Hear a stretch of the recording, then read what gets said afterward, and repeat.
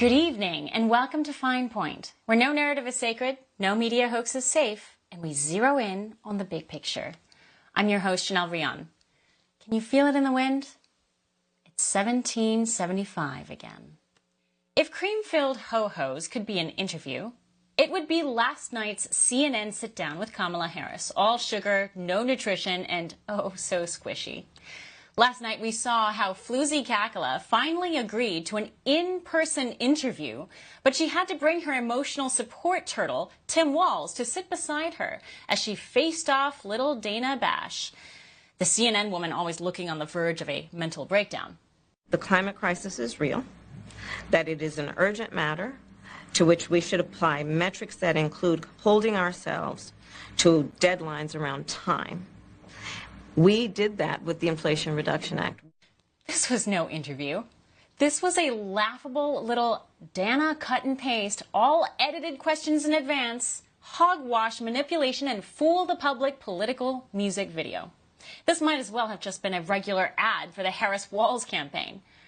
The forced sweetness was absolutely brutal.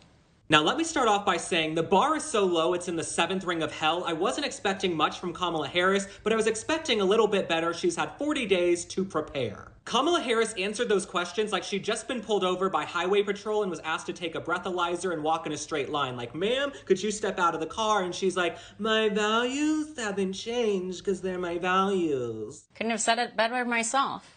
After last night, no sane person can sit here and say that Kackala gave an interview. She spoke for 16 minutes. She's still hiding from the press and is 40 days without a real interview.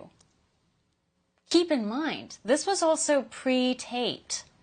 Don't forget that. If this were Trump, they'd have asked him to recite the Bhagavad Gita in Mongolian. This interview did not clear up any questions surrounding Kamala's policies or her flip-flops. And Dana Bash didn't bother to push back one iota, not even a little bit. In 2019, you said, quote, there is no question I'm in favor of banning fracking. Fracking, as you know, is a pretty big issue, particularly in your must-win state of Pennsylvania. Sure. Do you still want to ban fracking? No, and I made that clear on the debate stage in 2020. When asked whether or not the border should be decriminalized. Do you still believe that? I believe there should be consequence. We have laws that have to be followed and enforced that address and deal with people who cross our border illegally, and there should be consequences. One of the aspects, to your point, is traveling the country extensively. I mean, I'm here in Georgia. I think somebody told me 17 times since I've been vice president in Georgia alone. I believe it is important to build consensus, and it is important to find a common place of understanding of where we can actually solve problems. On that note, it is quite amazing, stunning, how she can state her newfound opinions and fake centrism with a straight face, when in reality she is part of the most progressive presidential ticket in history. That's not hyperbole. Now, in case you think I'm being a little too harsh on little Dana Bash, I will concede she did ask one real question, just one. My proposal includes what would be a tax credit of $25,000 for first-time home buyers, so they can just have enough to put a down payment on a home, which is part of the American dream and their aspiration, but do it in a way that allows them to actually get on the path to achieving that goal and that dream. so you have been vice president for 3.5 years. Yeah. The steps that you're talking about now, why haven't you done them already? But like everything else, Kamala didn't have a real answer to that question. She is running as if she were never part of this administration and all its failures. She is gaslighting the American people into thinking that Donald Trump is the one man, the one who is president right now and the one who is responsible for everything that we're seeing. This line of questioning should have continued, but Dana just moved on. All she had to do was ask one follow-up question, one. But Dana moved on because she was satisfied by the word slaw that was served up. No pushback, just obedience. Slurp that slaw, Dana. This was a staged AI-style pseudo-drama interview. It was designed to fool the public, a public who has seen enough CNN interviews to know little Dana can't bash, and a faked interview is a fake news trash can. It's like a trans man overcompensating with red lipstick, perfect nails, and 3 pounds of makeup. Most real women don't do this because they're real. Same goes for this entire interview. Every question was scripted. Every scene was preordained. You had a lot of Republican speakers at the convention. Will you appoint a Republican to your cabinet? Yes, I would. Anyone Yes, in mind? I would. No one in particular in mind. We got 68 days to go with this election, so I'm not putting the cart before the horse. But I would. I think it's really important. I have spent my career inviting diversity of opinion. Yes, I would. Yes, I would. If Kamala and Timmy want the nuclear codes, they have to come out of hiding and do real, unfake interviews with real interviews. Everything else CNN aired is fake news staging, and a breathtaking contempt for American voters who sure the hell deserve to know who this giggling lunatic sop Harris is and whether she can stay sober in interviews and think clearly, even briefly. Is that too much to ask? Nuclear codes for drunks and Marxist sympathizers? We are not going there. Can you feel it in the wind? It's 1775 again. Will illegal immigrants be driving legally under a Harris-Walz administration? I sat down with Aldo Buttazzoni from PragerU earlier this week to discuss. Up next.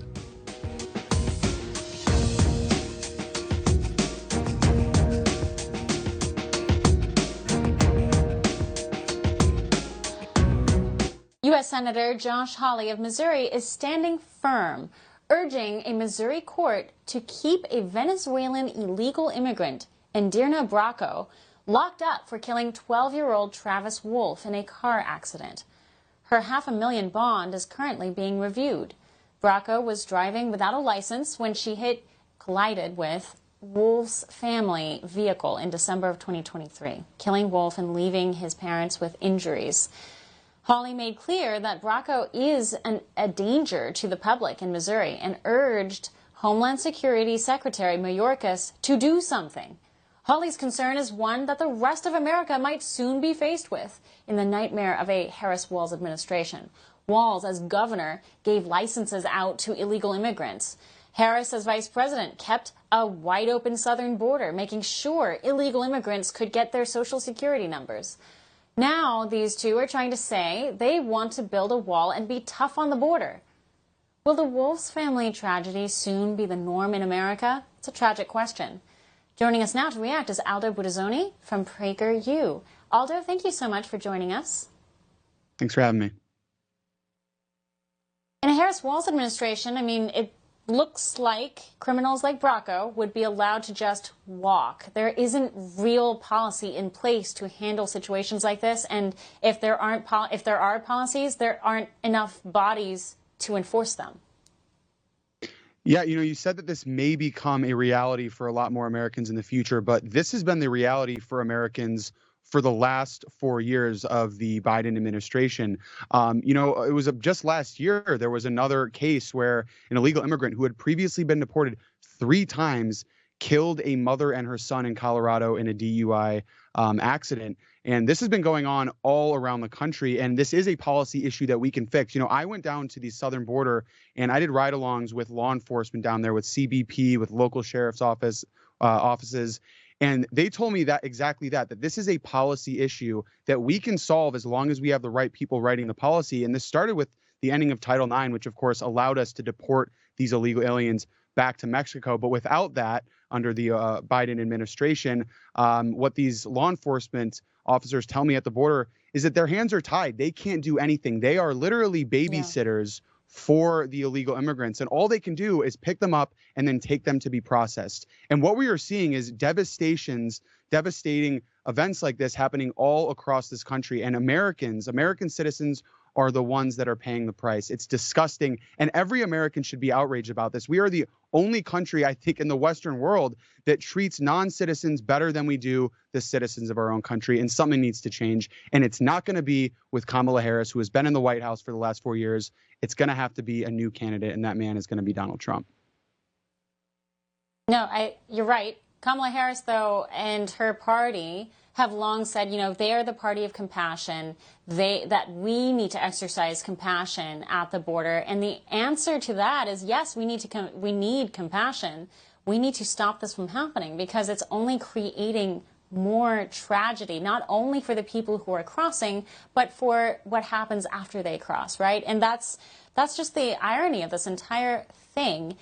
But Harris and Walz are trying to distract from their prior positions in ways that just feel absolutely baffling. Undeniable swaps from where they stood before. Now they're taking completely different positions and pretending like we won't notice. What's going on there? Open borders are the least compassionate policy position that you can have. Open borders are directly fueling drug trafficking. They are directly fueling human trafficking, sex trafficking. The drugs are coming in from China, are going into Mexico, and then Mexico through our border. At the end of this year, over 75,000 Americans will die of fentanyl overdose, one of which was a friend of mine back in high school who died of a fentanyl overdose. So we are seeing Americans not just dying from these illegal immigrants who are whatever it is, DUI, it's a murder, it's a theft, but actually the drugs that are pouring in through this country, and it's a direct result of our open borders. And you see this from the left a lot. You know, they think that they have a compassionate policy position, but what it's actually doing is fueling a lot of horrible things like this. So I agree. We need to stop this, and open borders is not the compassionate policy position that they think it is. No, it isn't. And another thing, I mean, you were raising other policies that the Biden-Harris administration did away with just to spite Trump, but they were very effective. But another policy that we seem to forget is, if there are, in fact, as many refugees as the left claim there are, that's where they put their compassion language, right? They say, well, we need to take in these refugees. They're fleeing terrible countries. Well, Trump had a rule for that, too. He had that safe third country policy, which was incredibly effective. Essentially, it said if you are genuinely escaping a tyrannical government that wants to kill you, we have partnerships with all these other South and Central American countries where you can take harbor until you can figure out what to do next. The safe third country policy. Remember that one? They did away with that policy, too. No reason was given for giving that away. And ironically, it's the governors and the mayors of these sanctuary cities who are trying to reverse their policies. You know, all of these governors and mayors who said, if you're an illegal alien, come to our city, right? The mayor of Chicago said, come to our city. Right. Eric Adams in New York said, we're a sanctuary city.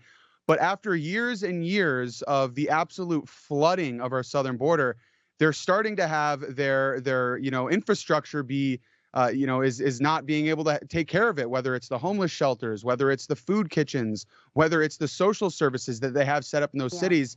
It is over capacity. And a lot of these migrants, like you said, if they were coming from a city or a country that they're fleeing violence, then they should be here. But what's more common is immigrants coming here to take advantage of our economic policies and our safety net that should be for Americans. For example, there was a recent study done that showed that 3 in 5 illegal immigrants are on taxpayer-funded welfare. And that is not a small cost. The net cost of illegal immigration last year was over $150 billion per year. And so whether you take, even if you factor in the taxes that they're paying, which is not a lot of them, the net cost is over $150 billion a year. So this is a huge cost to the American taxpayer.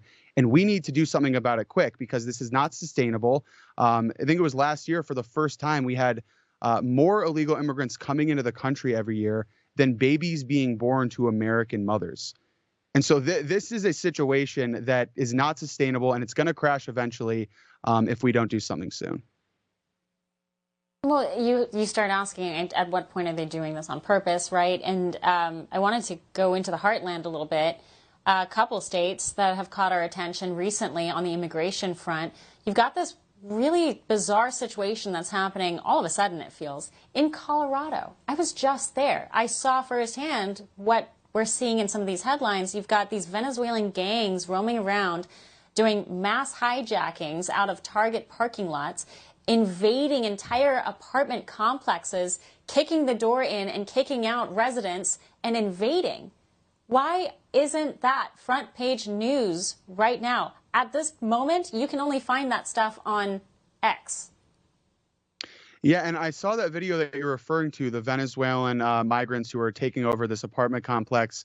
And I was perplexed because the left tells us so often that if we just made these guns illegal, then they wouldn't be able to get them. But I thought the same would be true for immigrants that are coming. That's illegal too, right? Crossing the border illegally. But somehow they're finding a way to do it. But no, you're absolutely right. This should be an outrage. We literally have gang members and terrorists in this country who are taking over communities, right? And what you would hear from the left is that this isn't really happening, that most illegal immigrants are not violent. Right.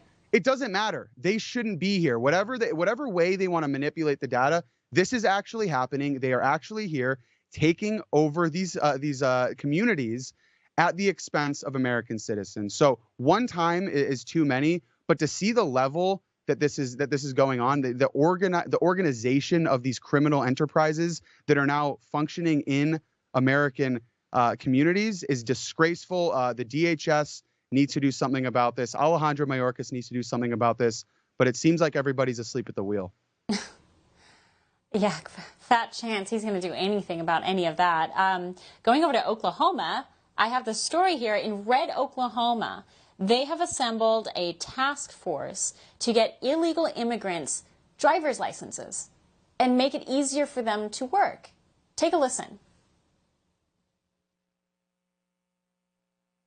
Legitimately working here. Trisha Everest is the chair of the Oklahoma State Work Permits and Visas Task Force. She was appointed by Governor Stitt after the passage of House Bill 4156 this year. Their main focus, finding ways to help immigrants get their visas, paperwork, and permits. One idea, creating the Office of New Oklahomans. Not only in Oklahoma, but nationwide, the majority of people who are non-citizens are really actually highly educated. One of the recommendations from the task force, increase work permits and visas for non-citizens that want to move to Oklahoma or are already here. The idea is to retain highly skilled and educated talent, especially if they have a degree from an American university. Aldo, that's a really bad headline for a Republican governor. No less, a rising star Republican governor. What's happening in Oklahoma? Why are they allowing that to go by? Well, I guess what's happening in Oklahoma is the same thing that's happening in cities across this country, which is that our elected officials care more about people who are in this country illegally than they do about the constituents who put them in that office in the first place. You know, she says a majority of these people are very intelligent or they're very educated. I wonder if she knows that if a majority of the people that are here illegally are felons, these are criminals. I wonder if she knows that the majority of Americans are struggling to get by. I wonder if she knows that the majority of Americans are living paycheck to paycheck and can't afford a random $500 emergency expense. I wonder if she knows that Americans are struggling and can't pay their bills. I mean, truly, if we spent as much time talking about how we could benefit the American citizen as we do with talking about what benefits we can give illegal immigrants and people that are coming here from other countries, we would be the greatest country on earth again. And that's exactly what President Donald Trump is trying to do again. But it's absolutely ridiculous to see our elected American officials trying to do more for people that are not citizens than the people that elected them. It's absolutely disgusting. Well, case in point, keep going west. In California, your home state, they passed a bill that would allow illegals to get home loans. And again, to your point, these are liberals who are catering to those who break the law. And this is happening while everyday Americans are struggling to own a home. They're stuck renting. That's the way the economy is going. But oh, now we're going to bend over backwards and help these people get homes, cars, jobs, and free debit cards. It's so ridiculous. You know, they did the same thing in New York City, giving them free hotel room stays, giving them these free debit cards. Yeah. And to see it happen in California, you know, it's the biggest culture shock I had when moving here from the Midwest was people's apathy towards the high taxes and the crime. But I can see why now, having been here for about 2 years, every single day, I'm just bombarded by headline after headline showing me where my taxes are going, where my crazy high taxes are going, whether that's, like you said, the illegal immigrants trying to get these home loans, or at the beginning of the year, Gavin Newsom had a plan to cover medical insurance for illegal immigrants, and that would even cover sex change operations. I think the net cost would be something around $50 billion. And so, again, it's just headline after headline and policy after policy that is designed to help the non-citizen over the citizen that is paying into the system. And again, this is not sustainable, and it's going to break down eventually. And the people that are going to be footing the cost, it's going to be you and me. It's not going to be the illegal immigrants who are taking advantage of these benefits. Well, no, those are great points and chilling points. It's sad that these are real headlines. These aren't just rumors that are floating around.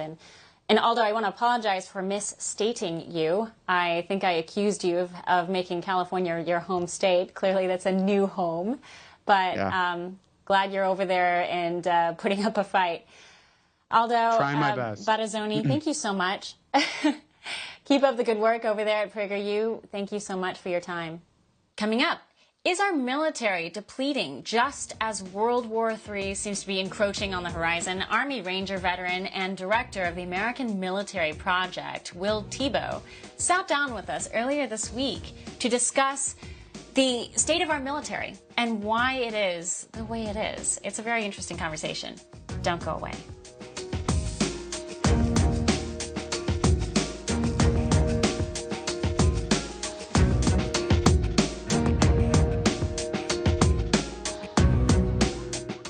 Well, the Navy is looking at removing up to 17 ships from its arsenal due to lack of manpower and skilled mariners for their vessels. It is not just the Navy recruitment is down amongst all divisions of the military. National morale under this administration is also at an all-time low. But what is exactly behind this? Our next guest is an Army Ranger veteran who has called out the military for investing in DEI programs and prioritizing critical race theory and drag shows over recruiting our next generation to protect this country. He is the director of the Claremont Institute's American Military Project, Will Tebow. Will, thank you so much for joining us. Yeah, thanks for having me, Chanel. You published an op-ed today about this very interesting problem. It's titled "The Crisis in the Armed Forces." In the piece, you claim the exact reason of decline in military recruitment is linked to this prioritization of woke DEI, gender ideology, over quality of recruitment. Why has DoD made this shift, and what do you think is happening, under this administration with these measures in place? An essential point I make is this started a long time ago, well before it was on the radar of people like you and me. In 1965, the Secretary of Defense at the time, Robert McNamara, said that the military would be the leading edge of the civil rights movement, meaning the military would ensure that the ranks were proportionally representational by race to the rest of the country. And the sad fact is he wanted that to be true regardless of the standards the military would have to violate in order to ensure that the military looked a certain way, Black people, white people, Hispanics, as opposed to the military being able to function and fight a certain way.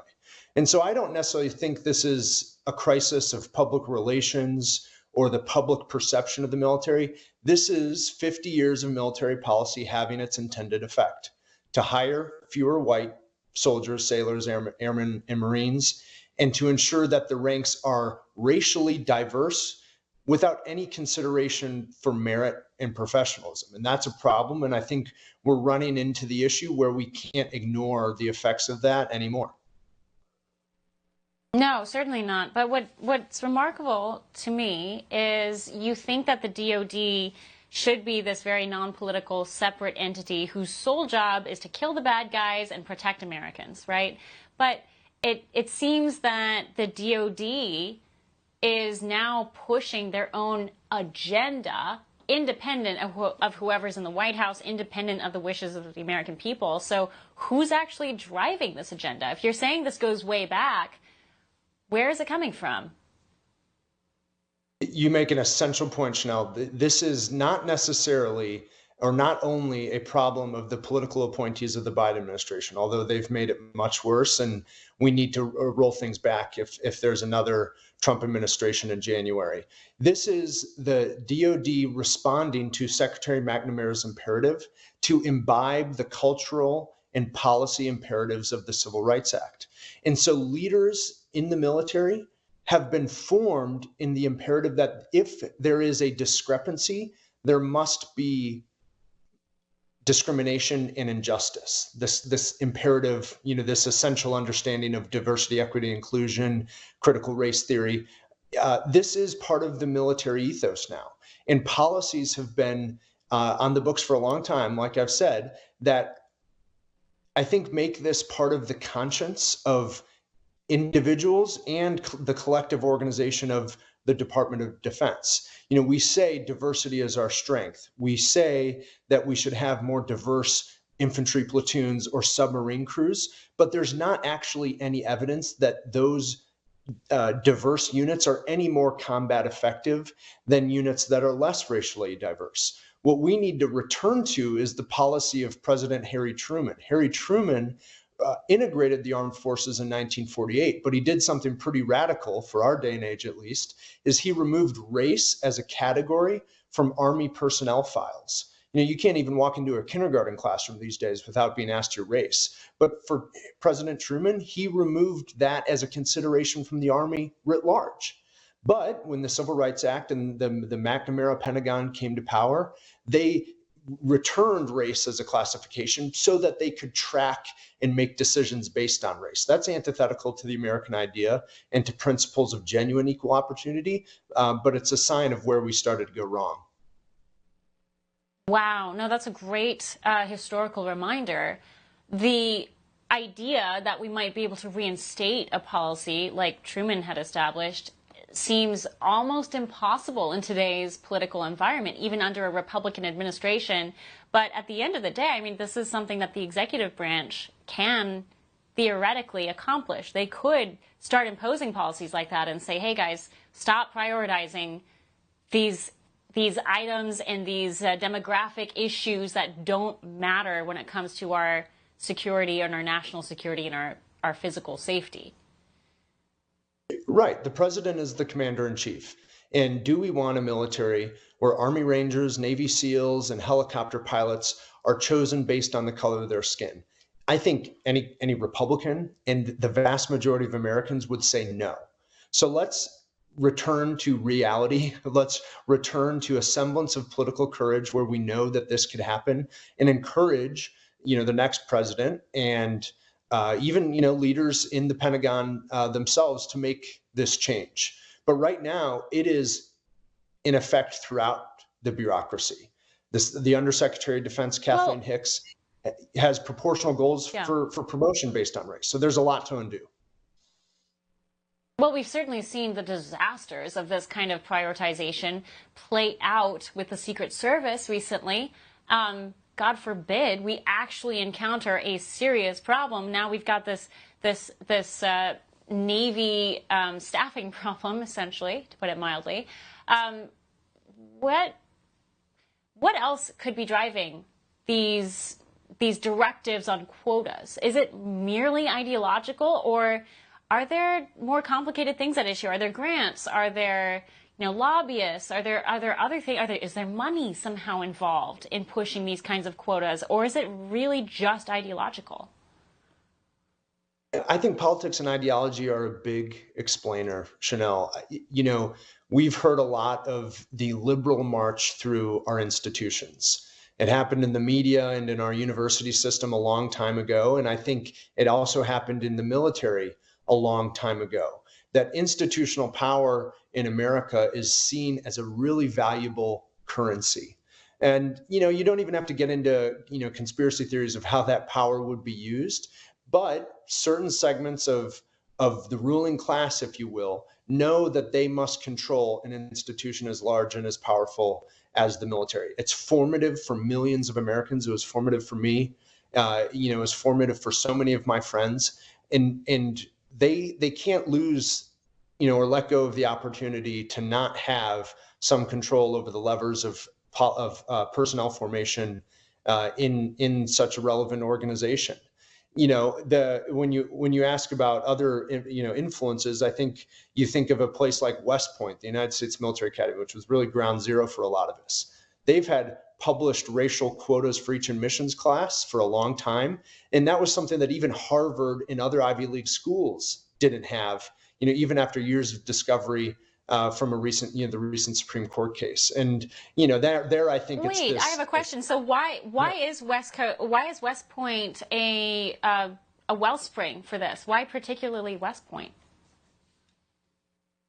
It's when we see our military academies as four-year degree conferring institutions like other universities, and we've conflated the essential task of West Point, the Naval Academy, and the Air Force Academy as being bastions of higher education, when in reality they need to prepare and train officers with ethics and competence to serve our nation and to serve the sons and daughters of America in uniform.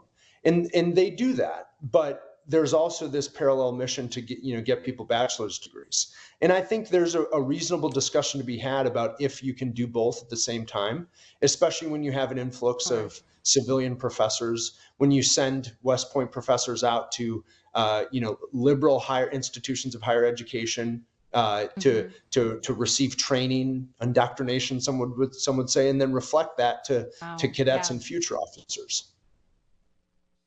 Wow, we know this is happening, but for the fact that you were able to kind of condense all of that, it suddenly seems to make sense, right? I mean, when you're starting to blend the academic success and rising through the ranks of academia, if you are on the military side and you want to make inroads into the civilian academic side of things, you're going to have to change some of the ways that you think and the ways that you talk and the ways that you see the world to adapt and create for yourself a profile that's acceptable to places like Harvard and Princeton and Yale. So that actually makes sense, the conflation of these two. But I don't see how we exactly split that up. Like, what is the actual solution to this? Who can blame a typical family today who has a white son or daughter and says, I don't really trust the leadership at our major military institutions. I don't want my son or daughter dying overseas because Kamala Harris did not read the report well enough to make a sane decision without her glass of wine over there. So I see this as a problem that's just, it's going to have to change with the next president, but it's only going to get worse if we have a Harris-Walz administration, and it's only going to create a cyclical issue that is going to be very, very difficult to fix if it's not fixed in this generation. Will Thibault, thank you so much for your expertise. It's an illuminating discussion. Thank you for your time. This presidential election will be truly historical. Could a congressional district on Long Island, of all places, give us a preview of the outcome? Kevin Smith of the Long Island Loud Majority joins us next.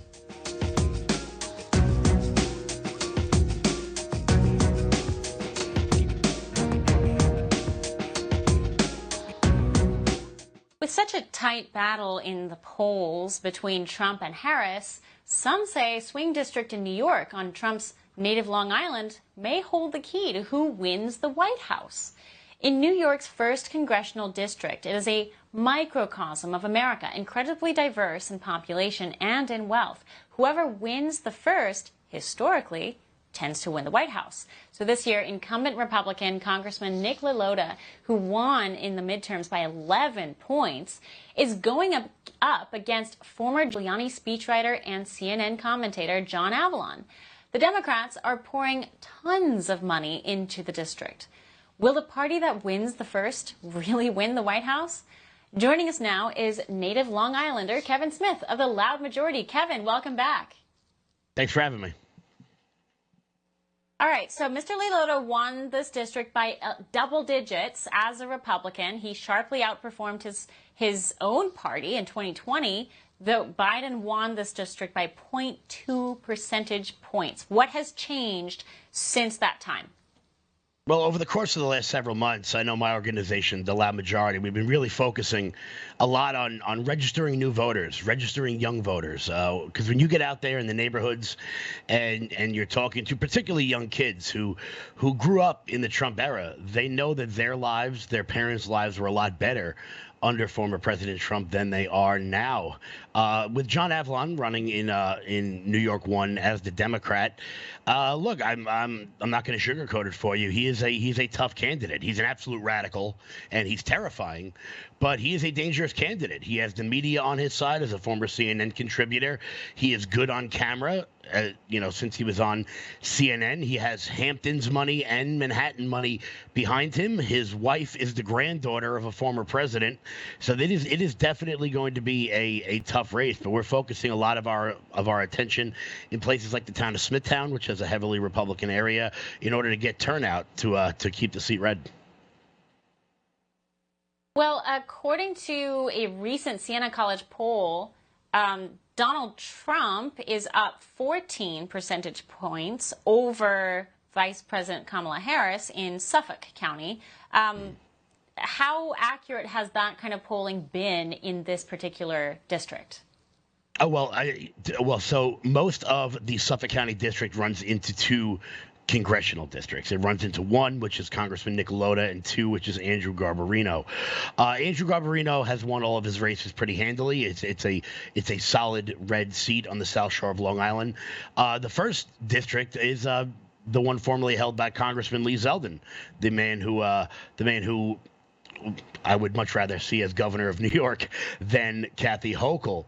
So it is a strong Republican presence out there. And I know that everywhere we go around here in Suffolk County, there are Donald Trump flags. I have yet to see a single Kamala Harris lawn sign anywhere. I see more Bobby Kennedy lawn signs than I do Kamala Harris out here. Well, I think it's highly revealing that, this John Avlon, he's a Democrat, but he's running as a centrist. He's not running as a progressive. And that, to me, seems to speak volumes about how confident leftists are in this particular area. Is that the right assessment, or is he just fundamentally a centrist?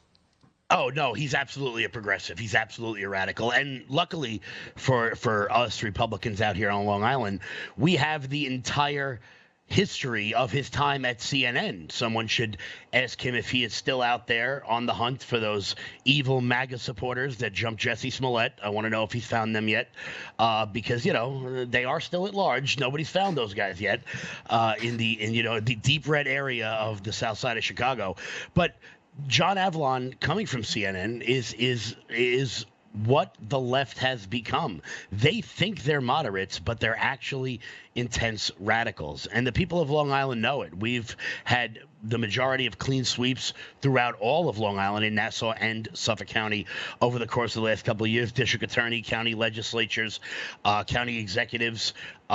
We had all 4 seats in Congress before George Santos was expelled, and we plan to take that seat back again. So Long Island is definitely MAGA country. My organization out here would run car parades for President Trump that would have 25,000, 30,000 people at it over the course of the last 4 years. And it's really been exciting to see the transformation, because a lot of people come out from New York City because it's getting too insane there with the crime and the illegals everywhere. So they come on out to the suburbs, and when they do, we remind them that there's a reason why you left Manhattan. Don't bring that out here.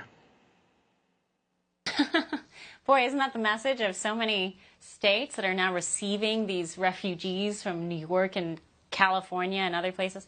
Since Long Island is this... Yeah, go ahead.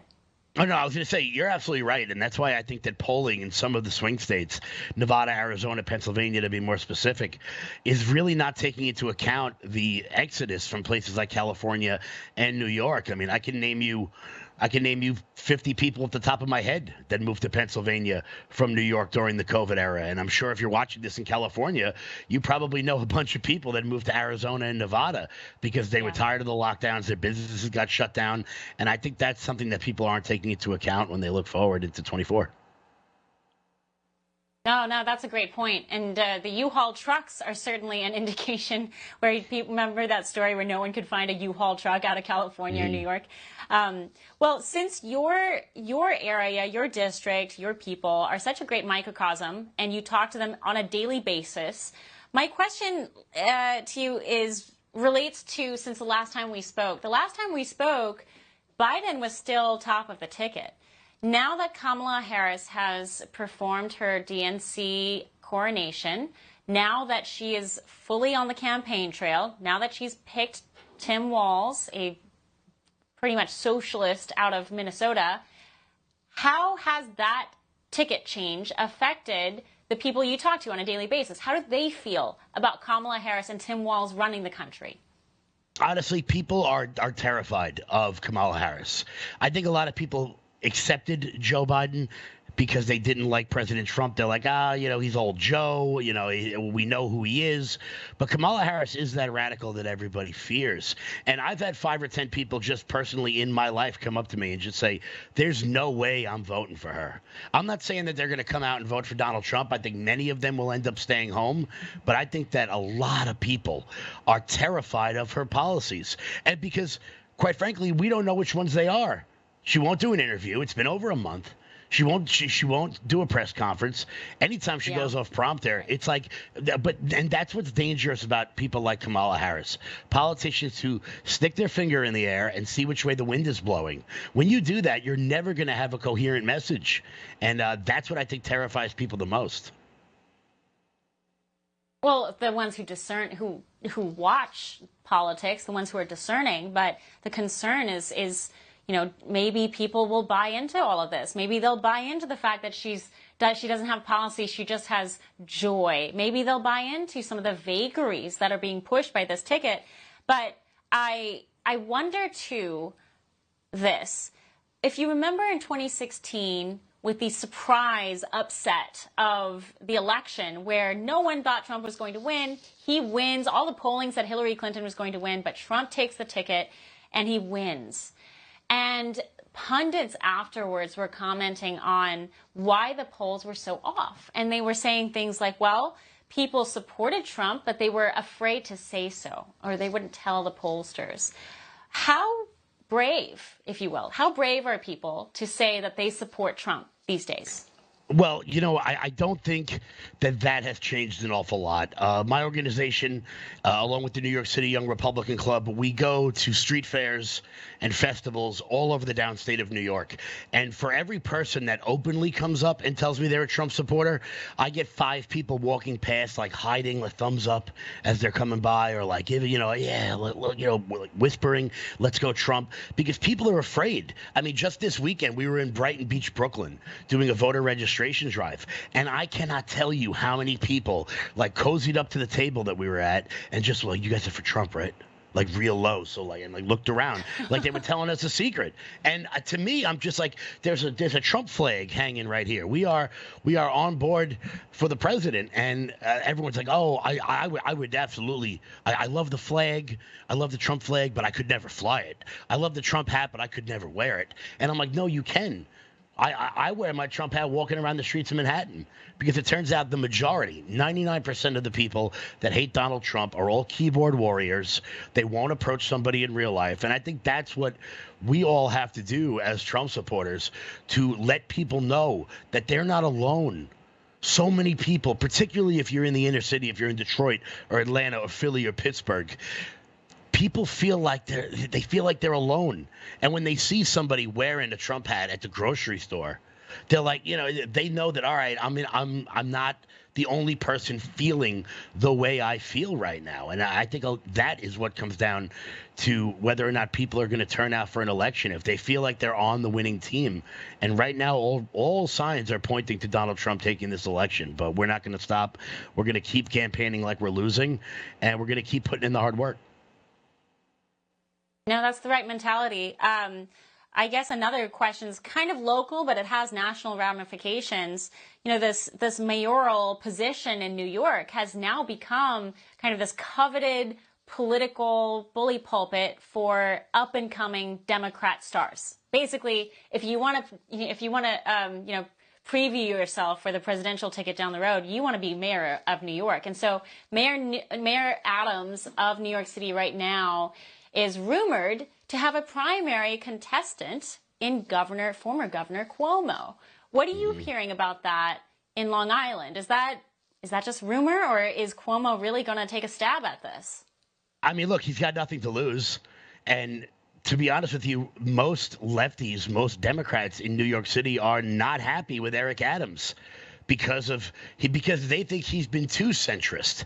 I think that there is going to be a wild primary next year in the New York City mayor's race. I think Andrew Cuomo might jump in.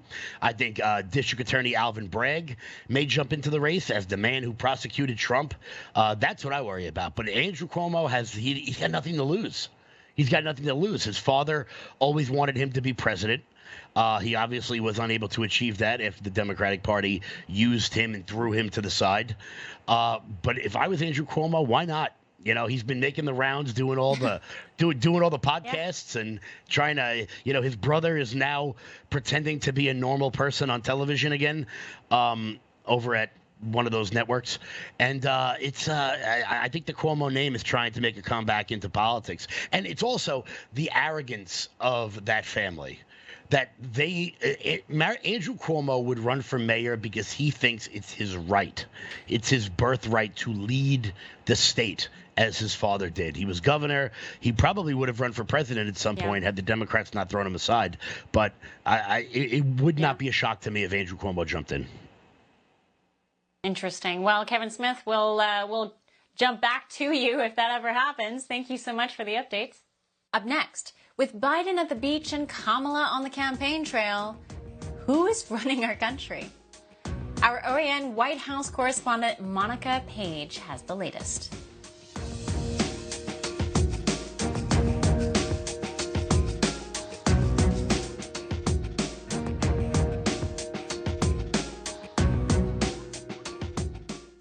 From secret meetings to untold events or just straight up bizarre occurrences, some of what comes out of the White House leaves many wondering what really goes on behind closed doors. For the final point, we turn to One America's chief White House correspondent, Monica Page, with the White House Exposed.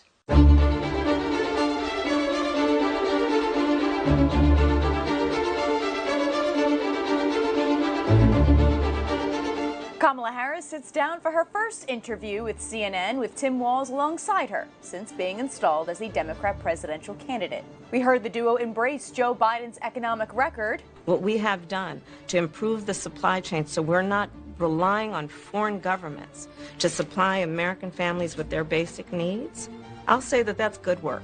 Admit that prices are still too high despite her acknowledgement that Bidenomics is working. Prices, in particular for groceries, are still too high. The American people know it, I know it. Which is why my agenda includes what we need to do to bring down the price of groceries. For example, dealing with an issue like price gouging. Harris addressed her apparent flip-flopping on her policies like fracking, the southern border, and electric vehicle mandates, insisting she has not changed her values. The most important and most significant aspect of my policy perspective and decisions is my values have not changed.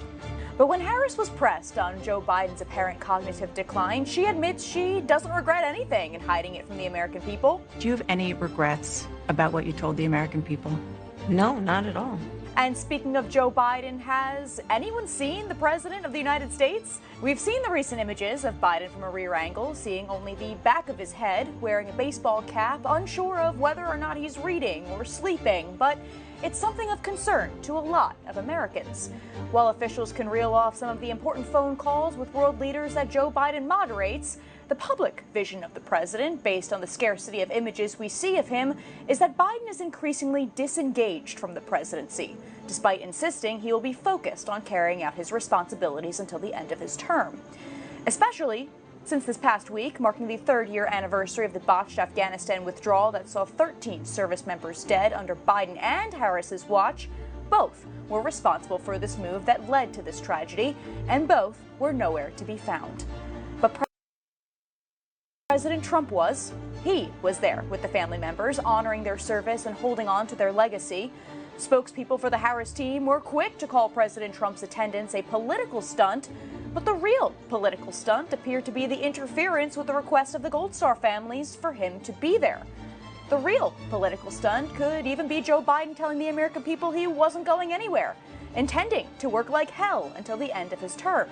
Data from the Republican National Committee claims that just after serving roughly 2.5 years as president, Biden spent about 40% of his time on vacation. So if the president's evident public decline is the very reason why he stepped down from the race, while the world is embroiled in multiple wars and our nation faces increasing threats from our adversaries, if something were to happen, who would take the reins? Monica Page, One America News, the White House. Boy, once again, fact is often stranger than fiction, and this White House proves that time and again. It is time now for Mark My Words, and today's prediction comes from Priscilla DiStefano from Fairfax, Virginia. After seeing the interview last night with Kamala Harris and what a disaster that was, I'm calling it. I think they're going to try to get her out of the September 10th debate. I'm looking forward to it because I cannot wait to see her debate Donald Trump. She hasn't debated in years. She didn't go through a primary, and she is so fragile that it's going to look so much worse if she's crushed by Donald Trump than if she pulls out of the debate. So don't be surprised if she ends up getting COVID or something else, because the Democrats are probably freaking out, and rightfully so. Maybe she'll even ask to bring her emotional support turtle, Tim Walz, and let him stand next to her for that debate. Time will certainly tell. Submit your predictions to Mark My Words at oann.com. And if you haven't already, download the OAN Live app on your TV and your favorite streaming devices. Spread the word. I leave you with this. We must be willing to let go of the life we have planned so as to have the life that is waiting for us.